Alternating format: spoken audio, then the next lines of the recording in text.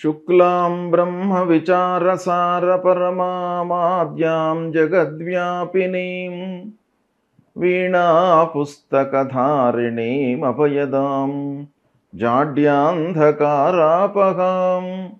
हस्ते स्फाटिकमालिकां विदधतीं पद्मासने संस्थितां वन्दे तां परमेश्वरीं भगवतीं बुद्धिप्रदां शारदां। श्री महागणाधिपतये नमः। శ్రీ మహాసరస్వత్యై నమః. శ్రీ గురుభ్యో నమః. 2024 సంవత్సరము డిసెంబర్ మాసంలో మీనరాశిలో జన్మించినటువంటి వారికి అంటే మీనరాశి జాతకులకి గోచార ఫలితాలు ఎలా ఉన్నాయో తెలుసుకుందాం. ముఖ్యంగా ఈ డిసెంబర్ మాసంలో సూర్య భగవానుడు మొదటి 2 వారాలు ప్రతికూలంగా ఉన్నాడు. తదనంతరము దశమ స్థానంలోకి ప్రవేశిస్తున్నాడు. దశమ స్థానంలో అనుకూలంగా ఉన్నాడు. ఇక కుజుడు పంచమ స్థానంలో ప్రతికూలంగా సంచరిస్తున్నాడు. బుధుడు 9వ స్థానంలో సంచరిస్తున్నాడు, అనుకూలం. గురువు 3వ స్థానంలో ప్రతికూలంగా సంచరిస్తున్నాడు.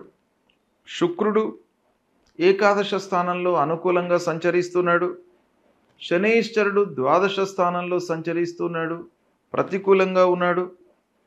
రాహువు జన్మస్థానంలో సంచరిస్తున్నాడు, ప్రతికూలంగా ఉన్నాడు. కేతువు సప్తమ స్థానంలో సంచరిస్తున్నాడు, ప్రతికూలంగా ఉన్నాడు. ఈ విధంగా గ్రహస్థితి ఉంది. ఓవరాల్గా మనం చూసినట్టయితే ఈ డిసెంబర్ మాసంలో మీనరాశి జాతకులకు ముఖ్యమైనటువంటి గ్రహాలు ప్రతికూలంగానే ఉన్నాయి. శుక్రుడు అనుకూలంగా ఉన్నాడు, మిగతా గ్రహాలు చాలా మట్టుకు ప్రతికూలంగానే ఉన్నాయి. కనుక ప్రతికూల ఫలితాలు ఎక్కువగా గోచరిస్తున్నాయి. కనుక నిర్ణయాలను జాగ్రత్తగా తీసుకోవాలి. 1కి 4 సార్లు ఆలోచించండి. 1-2 వారాలలో ఉద్యోగస్తులకు ప్రతికూలమైనటువంటి ఫలితాలు గోచరిస్తున్నాయి. 3-4 వారాలలో కొంత సంతృప్తి ఉన్నప్పటికీ కొన్ని విషయాలలో మట్టుకు మీరు అనుకున్న మేర ఫలితాలు రాకపోవచ్చును. ఇంటి వాతావరణం మట్టుకు సానుకూలంగా ఉంటుంది. ఇంటి వాతావరణం బాగానే ఉంటుంది. భార్య పిల్లలతో సంతృప్తిగా ఉంటారు. చేతిలో ఉన్నటువంటి వ్యాపారము ఒక మోస్తరుగా కొనసాగుతుంది. అయితే వ్యాపారం విషయం లోపల కొన్ని జాగ్రత్తలు తీసుకున్నట్టయితే మీకు లాభము ఎక్కువగా చేకూరేటువంటి అవకాశాలు ఉన్నాయి. ముఖ్యంగా ఈ డిసెంబర్ మాసంలో సూర్య భగవానుడు మొదటి 2 వారాలు ప్రతికూలంగా ఉన్నాడు. తదనంతరము దశమ స్థానంలోకి ప్రవేశిస్తున్నాడు. దశమ స్థానంలో అనుకూలంగా ఉన్నాడు. ఇక కుజుడు పంచమ స్థానంలో ప్రతికూలంగా సంచరిస్తున్నాడు. బుధుడు 9వ స్థానంలో సంచరిస్తున్నాడు, అనుకూలం. గురువు 3వ స్థానంలో ప్రతికూలంగా సంచరిస్తున్నాడు. ప్రారంభించినటువంటి పనులలో ఆలస్యం గోచరిస్తుంది. కాబట్టి ప్రారంభించే కంటే ముందు ఆ విషయం గురించి, ఆ పని గురించి కూలంకషంగా మీరు తెలుసుకున్న తర్వాత ప్రారంభించడం మంచిది. అన్నదమ్ములు బంధువర్గం యొక్క సహకారము లేకుండా ఉంటుంది. అంటే అన్నదమ్ములు బంధువర్గము వీళ్ళందరి యొక్క సహాయ సహకారాలు మీకు ఇబ్బందికరంగా ఉంటాయి. వాళ్ళ మూలకంగా మీరు చేసేటువంటి పనుల లోపల ఆటంకాలు ఎక్కువగా గోచరిస్తున్నాయి. కాబట్టి కొన్ని జాగ్రత్తలు తీసుకోండి. ఆస్తుల విషయంలో తగాదాలు ఉన్నాయి. కాబట్టి ఆస్తుల విషయంలో కొంత ఆచితూచి నిర్ణయాలు తీసుకోండి. వాటిని ఏదో రకంగా మీరు సెటిల్ చేసుకోవడానికై మీరు ప్రయత్నాలు చేయండి. కనుక తగాదాలు ముందుకు వచ్చేటువంటి అవకాశాలు బాగా కనబడుతున్నాయి. కాబట్టి జాగ్రత్త వహించండి. సమయానికి మీరు అనుకున్నటువంటి పనులు పూర్తి కాకపోవడం మూలకంగా రుణభారం పెరిగేటువంటి అవకాశము ఉంది. కాబట్టి అనవసరమైనటువంటి ఖర్చులను తగ్గించుకుంటూ ఆదాయాన్ని పెంచుకోవడం పైన మనస్సు నిలపండి.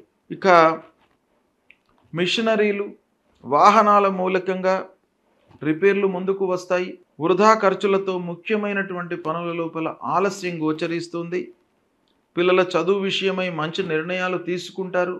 ఉద్యోగ ప్రయత్నాలలో ఉన్నటువంటి వారికి మట్టుకు తాత్కాలికంగా ఉద్యోగం లభిస్తుంది. అది కొంత సంతోషాన్ని కలిగించేటువంటి అంశం.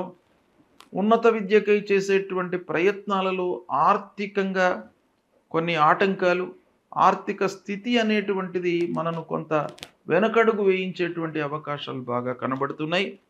అనవసరమైనటువంటి ఆలోచనల మూలకంగా భయము, ఆందోళన చేకూరే అవకాశము, వృధా ప్రయాణాలు ఉంటాయి. ఈ విధంగా ఫలితాలు ఉన్నాయి కాబట్టి మీనరాశిలో జన్మించినటువంటి వారికి ప్రతికూలతనే ఎక్కువగా కనబడుతుంది. సూర్యుడు అదృష్ట స్థానంలో సంచరిస్తున్నాడు మొదటి 2 వారాలు. కనుక శారీరక శ్రమ ఎక్కువగా ఉంటుంది. కనుక సూర్య భగవానుణ్ణి మీరు ప్రతినిత్యం కూడాను పూజించండి, నమస్కారం చేసుకోండి. కుజుడు పంచమ స్థానంలో ఉన్నాడు. అంటే కుజ భగవానుడి యొక్క అనుకూలత కూడాను లేదు. సుబ్రహ్మణ్యేశ్వర స్వామిని కొలవండి, లక్ష్మీ నరసింహస్వామిని కొలవండి. లక్ష్మీ నరసింహస్వామి యొక్క కరావలంబ స్తోత్రాన్ని ప్రతినిత్యం కూడాను పారాయణం చేసుకోండి. గురు భగవానుడికి సంబంధించినటువంటి మూలమంత్రాన్ని ప్రతినిత్యము జపించండి. దేవానాంచ ఋషీణాంచ గురుం కాంచన సన్నిభం వందనీయం త్రిలోకానాం తం నమామి బృహస్పతిం అనేటువంటి ఈ మూలమంత్రాన్ని ప్రతినిత్యం కూడాను మీరు జపించండి. అప్పుడు ఆ గురు భగవానుడి యొక్క అనుకూలత మీకు లభిస్తుంది. ద్వాదశ స్థానంలో శనేశ్వరుడు ఉన్నాడు కాబట్టి ఊహించని ఖర్చులు, అనుకోని ఖర్చులు ముందుకు రావడం మూలకంగా ముఖ్యమైనటువంటి పనులు వెనకబడిపోతాయి.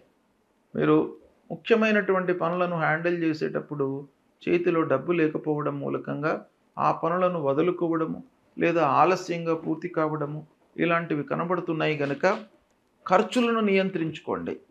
ఆ శనేశ్వరుడి కొరకై నవగ్రహ దేవాలయానికి వెళ్ళి నవగ్రహ దేవాలయం లోపల ఆ నవగ్రహాల లోపల పశ్చిమ స్థానంలో ఉండేటువంటి ఆ శని భగవానుడి యొక్క విగ్రహం పైన నువ్వుల నూనెతో అభిషేకం చేయండి.